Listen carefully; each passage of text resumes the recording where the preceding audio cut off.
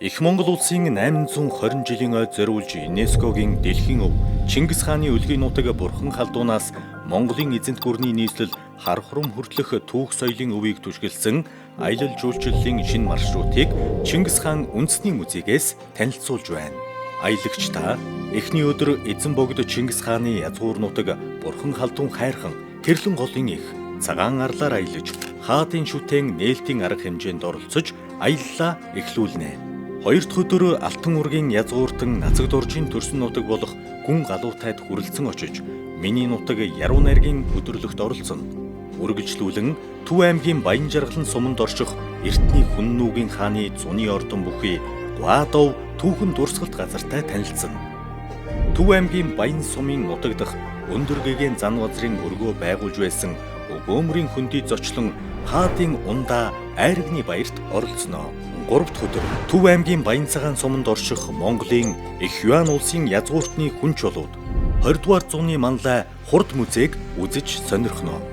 Мөн ЮНЕСКОгийн дэлхийн өвийн бүртгэлд нэр дэвшсэн Монголын анхны төрт улс хүн нүгийн язгууртны чихэртийн зоодох цогцлбор булштай танилцаж хаадын хүлэг дуучин тэмцээнийг үзэж сонирхноо. 4 дахь өдөр Төв аймгийн Баян өнжүү суманд орших Чингис хааны намаржаа харгил нуур байгалийн үзэсгэлэнт тогтц бүхий зургал хайрхнаар аялна. Энэ үеэр хаадын мэлмийн хээрийн үзэсгэлэнг толилуулна.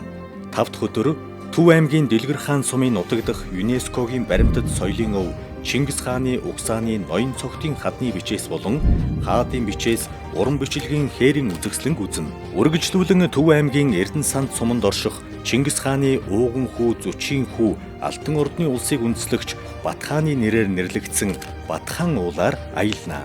6 дахь өдөр ЮНЕСКОгийн өв Их эзэн хааны байгуулсан Их Монгол улсын нийслэл хар хурам хотын тойр Автай хааны байгуулсан Эрдэнэ зуу хий дээр аялна.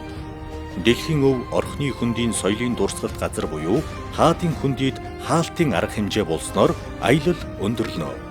Түүх соёлоо эрхэмлэн дээдлэгч та хаадын зам түүхэн аялал нэгдснээр эх орныхоо түүх соёлын бүх цаг үеийн онцлог дурсгалт холбогдох ивент арга хэмжээ түүхэн үйл явдал болсон газар нутагтай танилцах Монголын өв соёлоороо багтах боломжтой юм. Чингис хаан үндэсний музей.